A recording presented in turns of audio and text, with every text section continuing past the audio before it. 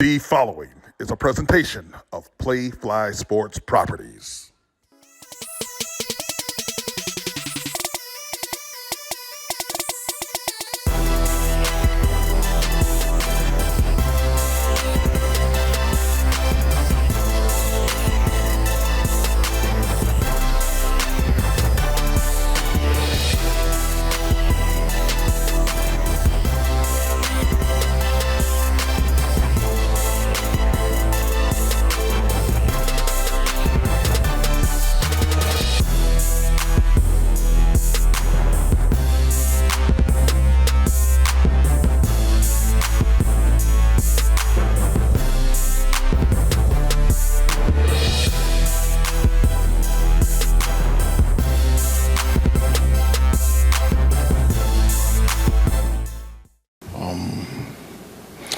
So we had a really good team win on Saturday, and in all three phases we played, complementary football, which is what we need to do to be able to win games. Our goal is to play our best football in November, and we want to finish strong. So we got back to work.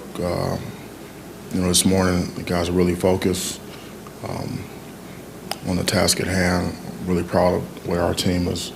Our coaching staff has stuck together the entire season and always worked to improve and get better. Really good practice. We got a strong opponent in Indiana, playing for the brass platoon, as you know. So get a chance to get back in the woodshed one more time, which is really important to us. So we got a lot of work to do this week, and we're really focused. You are looking live at the Graduate Hotel Rock Bar, rooftop atop of the Graduate Hotel here in East Lansing. This is Sparta. I'm your host, Jason Strayhorn, along with my co-host, Otis Wiley and Jehuu with the Choo-choo. Well, hold on. Sources. Choo-choo. Oh, he switched it up on you. Sources. Jehuu Caulcrick. Might as well be Adam Schefter. Yes, sir. Sources say, gentlemen, we are now facing the Hoosiers from Indiana. Hoosiers! Michigan State sits at 5-5 and trying to get bowl eligible. What do your sources say? If anyone can tell me what the hell a Hoosier is, It would be me. Absolutely. It should be you. Stay. Yeah, it was long ago. There was a war, and I guess they said there was something going on when people would have their ears cut off. Whose in the ears war. is Whose this? ears? That's exactly what it was. That's all I ever heard. Coach Baldwin said that in a team meeting when we were playing Indiana one year. What year? When we got beat after the Northwestern comeback? It was and they got fired the next week. He said that in the team meeting. They got fired the next week. That obviously they found whose year it was. Yeah, I remember that John Cougar Mellencamp was singing, and you think you guys are down 42-6 or something at the half. I will tell you a crazy story about this, about when we played at Indiana. So, scene set, week previous, we beat Northwestern. Greatest comeback in college football. Still stands to today. Everyone's excited. Drew Stanton. Everyone's excited. The season's going to be turned around. We go in to play Indiana, and everything is against us. The head coach, Terry Hebner, passed away a couple weeks, and that was the day that they were dedicating that day to him. Hebner's Rock was out there. In the middle of the field on the 50 was John Cougar Mellencamp singing, "This is our country," with the acoustic guitar. And I remember specifically, it was just an eerie feeling that day. Well, you know why. Let's take them all in behind the scenes where we're staying in that eerie, like lake cabin, whatever it was. The Shining. Have you ever seen that movie? The woods of the backcountry of Bloomington. And we remember David Thomas. He's wearing the Michael Myers mask and knocking on people's windows, sliding doors. Sliding doors. It was like, oh my God. All the coaches are at the bar. They kind of knew the writings on the wall. They're drinking, getting crazy. At this point, coaches are drinking during Friday night. At this point, And so from that point of view, let's fast forward to the game. And we go back in the locker room before kickoff. You know, you do your warm, you go back. It was just quiet. It was eerie feeling. We go back out there. The game's going on, and I'm not going to say this teammate's name. I'm not going to call him out on blast. This dude was knocked out snoring on the bench during the game. Wow. That snoring during the game. Snoring, knocked. Okay. Surprised you didn't see it when he was on the sideline. No, I was just like, you know, counting the seconds to when the athletic director was going to come out and tap John L. Smith on the shoulder because it was bad. Funny stories. Like, remember Devin Thomas? He went back to back. We did bubble screens, a bubble screen. He caught one, takes it to the house. It's a flag. Brings it back. They run the same bubble screen again. Takes it to the house. That's when we feel like, oh, Devin Thomas should have been playing this entire time. Right. Just sitting the bench, was kind of playing a role player, playing special teams. And then that following year, obviously, Devin Thomas had a miraculous and go pro. But, you know, we talked about IU coming in, and we talked about this is that game that we need to go bowling. We need. I mean, Spartan Nation, we want a postseason. We talked about last season, 11-2, going to the Peach Bowl, playing in a big bowl game against Pittsburgh, and we can't have the drop off from last season to this season not going to a bowl game. No, you don't want that because the bowl game gives you those all-important practices that people want to have, especially coaches, to develop young players for the following season. The one wrinkle in all of this is the December 5th transfer portal day that's been assigned by the NCAA gods. Who knows what that's going to look like on that day? The bowl game will be announced probably somewhere a little bit around that same time. So stay tuned. This is going to be fireworks when you talk about recruiting and what's going on in the transfer portal this year. Look out. There's going to be movement happening that no one expects, incoming, outgoing, all over the country. So it's going to be an exciting time. My sources are going to be really hitting up my Oh, Adam Schefter, choo-choo. Hey, He's you going to be better rolling stop that calling. day. They're going to start giving you information. But you know, let's fast forward to this week's game, all right? And from last, I snuck into the Caesars suite. You don't know about this story. Last week. No, I don't know about behind this. the scenes story. I'm like working. You guys is going into suite after suite, eating, I having a good snuck old into time. the Caesar suite last Hey, we week. got sneaky blinders right here with his little sticky fingers. And but if you're into that kind of thing, the Spartans, make sure to go to the Caesar Sportsbook app. The Spartans are 10.5-point favorites. And according to ESPN projector, the 83.8% chance to win this game. So if you want to throw a couple of shekels on the Spartans, hit that Caesar Sportsbook app. If you're into that kind of thing. If you're into that kind of thing. I mean, guys, I don't think you have to qualify it. It's legal. You keep saying it. If you're into that kind of thing, people do it. It's legal. Just don't be responsible. But Whatever you don't believe any of this craziness because we need our guys to be focused because we know that they have nothing truly to play for, right? Like we are one game away. IU is 3-7 coming in. You know, they can be spoilers for the season, but they're going to come in and give us their best shot, regardless of what, you know, they put on from a record standpoint. And, you know, you looked at what they did last week against with Ohio State. Yeah, not much. Yeah, not much at all. 56-14. Ohio State came in, put up about 660-plus yards of offense on the Hoosiers. And the Hoosiers, I think, scored in the first quarter and another garbage touchdown at the end of the ball game.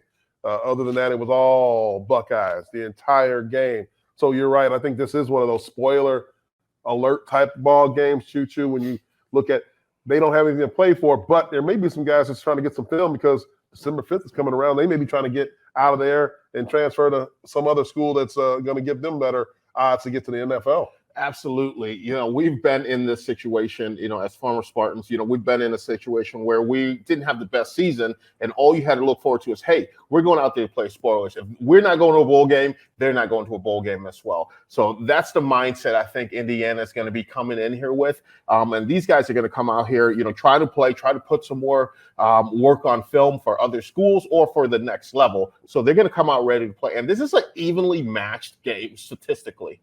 You know, so you have to look at those things.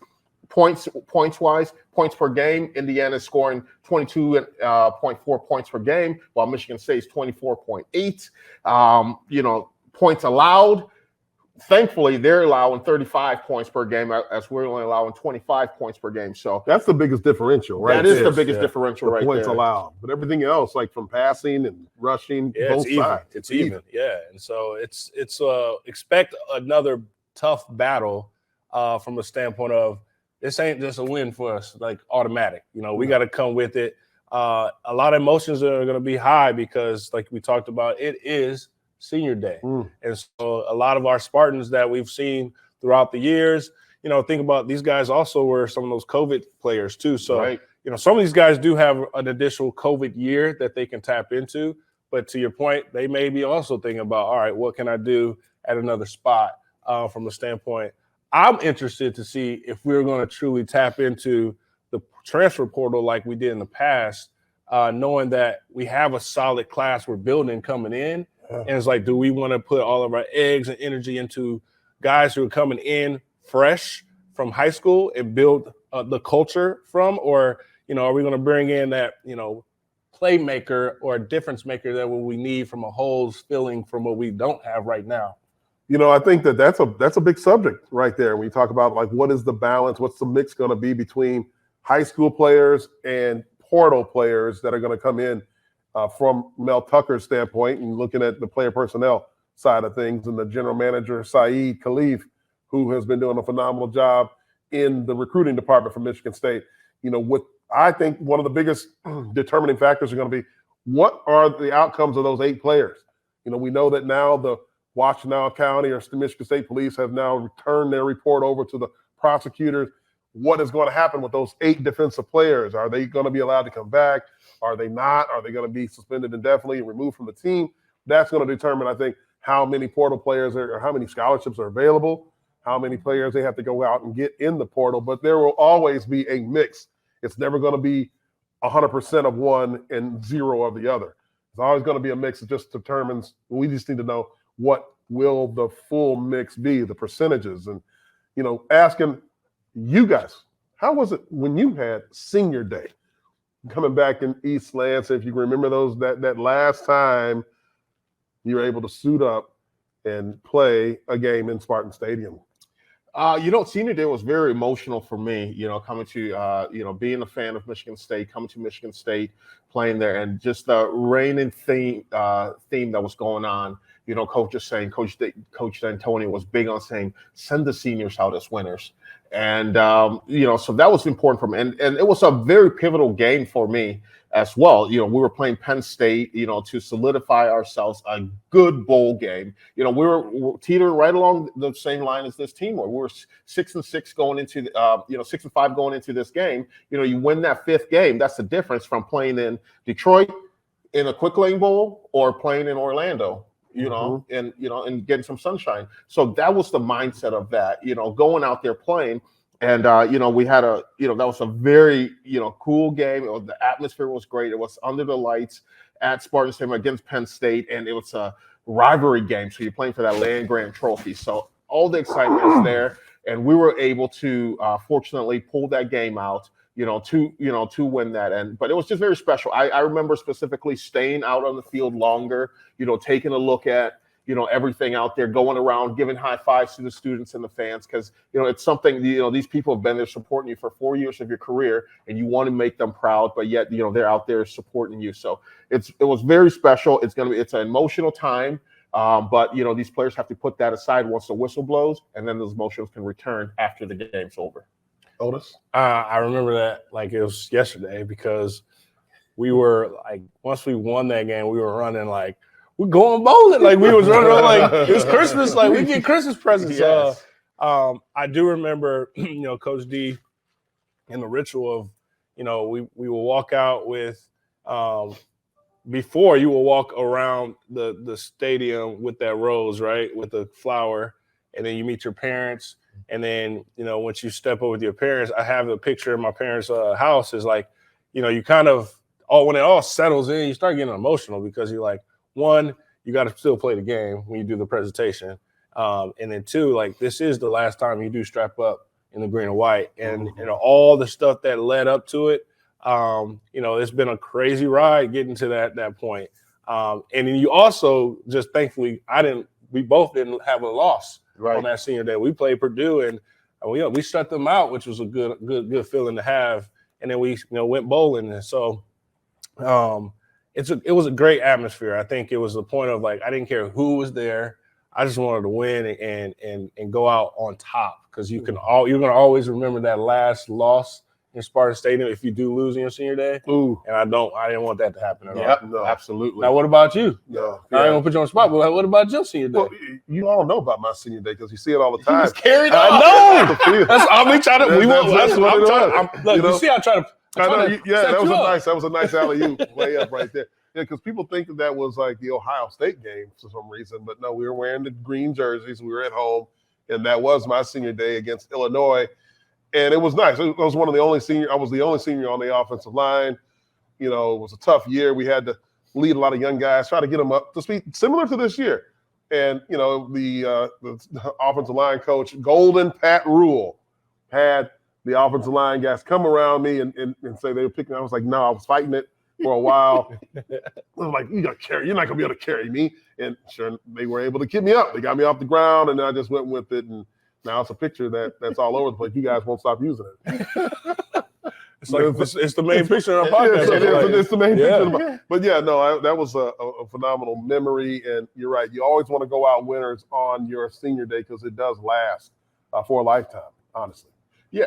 While we're talking about that senior day moment there, and what I have to say is to Spartan Nation, Spartan fans all across the globe, and especially the ones that have the ability to be here, these guys poured their blood, sweat, and tears into this program. There's a lot of stuff that they do behind the scenes that no one knows. Everyone sees, the final product on a Saturday night or Saturday midday or noon game or whatever. But these guys poured their heart, their blood, sweat, and tears into this, sacrifices, staying away from their families for, vacations, different things like that, all to deliver a good product for you. I know the season isn't where we wanted to be this year, but we need Spartan Nation to come out and show out this game to propel these players to the next level. We need these guys. We need you to show these guys the support and the hard work and cheer loud for them, just like they've been doing, to put a good product out there for you guys. If you leave Spartan Stadium on Saturday and you're still talking and your voice isn't hurting, you did not do your job. No, well said, Jehuu. Because last year in the Indiana game on the road, that game, if you can recall, was very close until a last-minute turnover, pick six by Cal Halliday. You know why that game was so close? That crowd from Indiana believed that they could beat Michigan State and was in that ball game until the very bitter end. That was a very loud crowd in a small stadium down in Bloomington, Indiana. You have to make it tough on them. When they only have 3 wins this season, Spartan Nation, you got to come out. It's the last time you have to bear the weather here at home, and you'll be missing football when it's gone. Trust me, you'll miss it. So soak it all in. Dress in layers, lots of layers, because I'll be doing the same thing. And so will Choo-Choo on the sideline. Yeah. Running out there. So look, we're with you. One for all for one on this one. Are we giving away tickets this game? We're definitely giving away tickets, Otis. Yes. So look out on the social. And this is Sparta MSU. We'll enter the win, and it's the link in the bio. Link in the bio, man. So sign up. We'll award the tickets Friday. Is it Friday noon? Yeah, it's Friday at noon. We'll select and be able to come to East Lansing and enjoy the game and cheer on our seniors for senior day. Back to this matchup. And when I look back last year, I was a regular alum and fan in the stands watching. How'd you feel up there? How was that? Oh, it was good. I mean, kudos to IU because, I was recruited there, and then they sold that dream. What you see now, like the atmosphere. It's got a lot better. The whole thing, the whole stadium. I mean, the way they put building, like they added renovations, it looks great. Mm-hmm. But when I look at that offense and our defense, what they did last year that was successful, that I'm sure they're going to probably try to do it again, is that they kept doing the quick routes, the quick passes. It was like no huddle, quick, fast, get us tired, start subbing us in and out. And it was really quick, bubble screens, jailbreak screens, set it up, then they run the ball. So see that again, because I feel like for us, when you get high tempo offense and you got the defense that has to respond, there's no chances for you to look to and huddle up and regroup. It's quickly like you need to know what you got to do for this game. And I expect IU to come out with guns blazing because they have nothing to lose. And we have one game to gain. So we'll see the difference in like the momentum and the energy because we got to start fast and strong. Definitely got to start fast, got to start strong. And when you look at Tom Allen, he's a guy who has definitely had his players ready to play. Indiana has always been a very good, potent offensive team. But with Tom Allen, he's brought along the defense as well, which was a problem for Michigan State a year ago, if you can recall that, JU.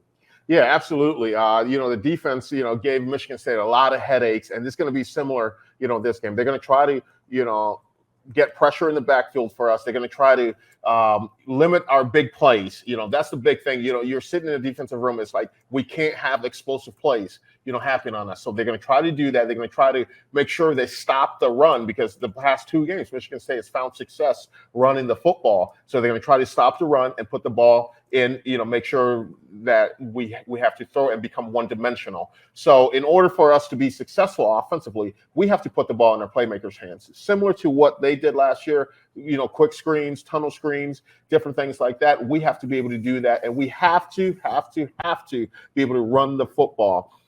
So, Stray, the question for you, the past 2 weeks, you've seen this offensive line starting to come into themselves. You see them starting to have that momentum. They're giving Peyton Thorne protection in a passing game, and they're opening lanes for the running backs to run. So, what more do you want to see from this offensive line? For me, what I want to see from the offensive line is just more improvement. Keep building upon what they started, to me, in Illinois. That was a different line that I seen in Illinois, in Champaign on the road, the windy conditions. They really had a sense of urgency when it came to passing off the twists and stunts and the blitzes and really firing off the ball with leverage and creating space for the running backs to be able to run the ball, which takes pressures off of the quarterback and opens up a lot of lanes for receivers because the linebackers now are getting blocked. They're in the ball game now instead of just, having the defensive line eat up all the blocks and not allow offensive linemen to get to the second level.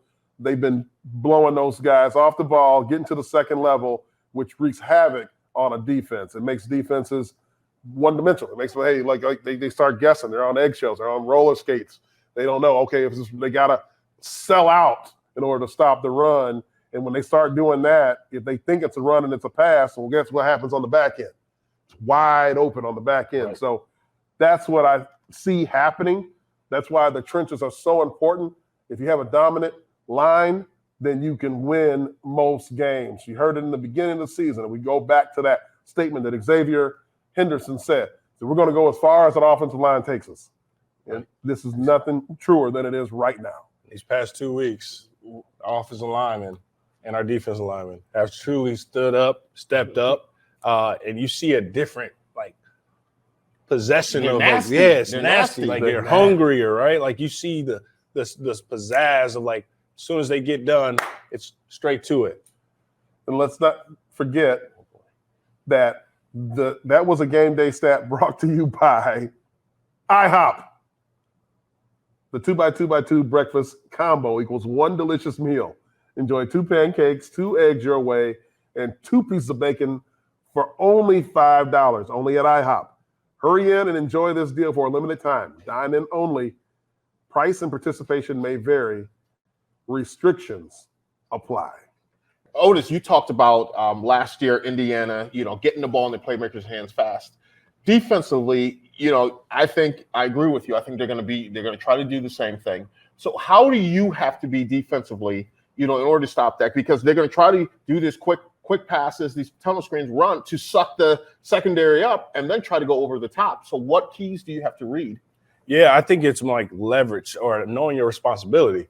I mean, we know that when a bubble screen happens, we need the corner to come up and be aggressive and set the edge. The edge is kind of a fluid type of landing point. So when that bubble happens, a corner needs to set the edge and turn it back into the other 10 that's pursuing, right?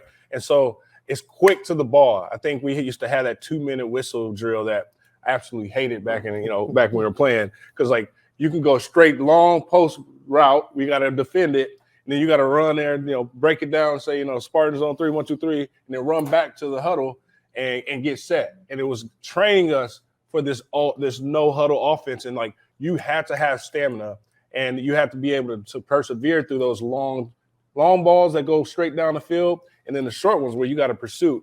And we had a little bit of issues. Me and Jay, you talked about this, about our pursuits for that first half of last week's game. Oh, the angles was a little bit off, where you got to be able to turn that runner into the other guys pursuing. Like, do your job, just don't sell out and give him more space to run down the sideline. And so that's where it's going to be an advantage for us, is if we play our ball, we play our responsibilities, do our run fits, we'll be in control of this game. I'm going to ask you as a defensive back, honestly, what does it take in order to set the edge as a cornerback or anybody that's out there on that edge? Do you need a lot of talent, or is it something else that you need in order to set the edge? Man, this is where that drill, like, you do these drills every day, right? And so it gets really like tiring. You get tired of doing it. But when this happens in games, it's a no-brainer. It should be second nature. Is when you attack the defender. You're going to have a blocker. You're going to have a receiver. You might have that slot coming down. It might be a jailbreak screen from the outside receiver. Or you might have the slot doing the bubble. Somebody's going to come block you. Mm-hmm. So whoever's that block, that the guys being blocked, needs to attack that defender or that offensive receiver and shed him. And we're not saying shed inside when then you allow him to run outside on the sideline. No, you need to shed him inside and then set the edge. You know who does a great job is Chuck Brantley. I mean, that dude comes up and he will come at you. He's not selling out where he's going to take his body and eliminate everything. He's legit hitting you with the force and then making the runner make a decision. And when he makes a decision, he goes outside, and then that guy got to go inside. And you got your linebackers, you got the D linemen that are hitting that guy in 1-2 punch. It's an assist tackle. Yeah, you talk about that shedding and keeping outside contained, because as a runner, you're always taught hash number sidelines. That's where you want to go, because you don't want to cut back in, because the pursuit's coming from back in there. Ear hole. Exactly. And especially offensively, if you have your guys, your linemen doing the right thing, going downfield like that, we call it elephants on parade, going down, you're supposed to be going hash number sidelines, and you cut back in and get tackled, those linemen are going to be pissed at you, and you don't want to go back to the huddle with pissed off linemen. Yeah. No, you don't. You don't want to do that. You want to be able to pull and get to those little small defensive backs and roll them up, right, and then go chase your buddy down in the end zone for a touchdown. So you talk about rolling up. Back in the day, I'm saying back in the day like it was a long time ago, but you cut them. You were able to just cut through the linemen and get to the running back. You can't do it no more. So you had to strategically hit them with outside edge, arm free if it's coming this way, and vice versa, to where you're able to, they come inside, you're taught, it's like a defensive end. You're taught to spin around and then tackle, right? But you just can't just lay yourself out there and then knowing that you're going to give this guy more room to run straight down the sideline and the pursuit's chasing. Oh, man. So it sounds like not a lot of talent. Sounds like a lot of heart is what's needed. Toughness, guts, intestinal fortitude. Eye control. G-U-T-S. Doing urge to see. There it is, baby. Boom. A choo-chooism. Choo-chooism. You know about it, choo-chooisms. That's awesome. A new one. That's awesome. Oh, man. Those guys, we expect a very blustery, cloudy, cold day in Spartan Stadium, a.k.a. the Woodshed. What do you think the game is? How's this game going to play out for senior day for the Spartans? Personally, I think you have to control the emotions. Like Coach D'Antoni would say, keep the lion in the cage. Keep the lion in the cage till it's time to go. Control your emotions. Control everything. Don't think about, we win the game, we're going to a bowl game. Think about, hey, this is the next step to where we want to be as a program. So those guys that are underclassmen are playing their butts off for these seniors. These seniors are having, they're coming out, they're showing up, and they're showing out in Spartan Stadium for the last time in their college careers. There is no more coming back. There is no more, this is your first last in Spartan Stadium. This is your last walk from the Kellogg Center to the stadium. This is your last, getting dressed in the locker room, your last pregame warm-up, all those things. control those things and play your game. And I think if Michigan State plays their game and continue to, be on the path that they're on right now, then we'll find success and be successful on Saturday. Oh, that was well said. That was well said. I think that whatever we're doing these past 2 weeks in prepping for the opponent, we have to continuously do that. And I think we're stacking up. We're not taking, looking ahead. It's day by day. We're doing the proper, homework on our opponents. And we're coming out playing with a reckless abandon. You see them running out the tunnel, and it means business. We're cheering on each other. We're having a good time. We're also pushing through when stuff doesn't go our way. And I see our staff and our players making the adjustments compared to when we had our lows in losing these games. We didn't make the proper adjustments, and we're making the adjustments on the fly. You see a difference. And so for me, and I think for us as well, is that it's going to show up that first kickoff, and that first kickoff is going to show us what this game is going to be like based off of like how do we handle the elements. It's going to be just as windy as it was in Champaign. And so how is Peyton going to throw the ball? How is he going to share the wealth? And how are we going to attack the run? And how are we going to defend? And if we get to the quarterback, just like we did last week against Rutgers, and we get him to the ground, it's going to be a successful win for us. I like the sounds of that, guys. Really like it. And not only do the Spartans need to come out and cheer on the football team, you also need to show the support for the team, because there's going to be a lot of recruits on campus. This is a very fertile time of year for recruiting. Signing day coming up in December for Michigan State football, for all teams. Just had a big-time commitment from a 4-star linebacker down in down there in St. Thomas Aquinas. Absolutely. And, you hit it on the head. Recruiting, it takes a lot. Spartan Nation, you play a big part in the recruiting. If people come to the games and they see the stadium's full, fans are cheering on their team, they're going to say, hey, I want to be part of this. If they see empty seats, it's like, why can't I go to this other school where the fans come and cheer the players on? So Spartan Nations have a big part. If you're sitting there saying, this team's no good, do something. Get out, support them so other guys can come in and be part of this and elevate the program. That's right. Javon Brown was a linebacker at St. Thomas Aquinas who is now committed to Michigan State. A lot of people in the class isn't done yet. It's far from done. So definitely making a final push for a lot of these players. We're going to talk about this in our future episodes. We're going to have some insiders and maybe even choo-choo sources will come up and talk to us. So you guys can get an insight of what's really going on deep inside the recruiting world of Michigan State. Choo-choo sources is that 8-ball like, will he come to Michigan State? No, real sources right here. Yeah. The Adam Schefter of Spartan football right here. He's got it.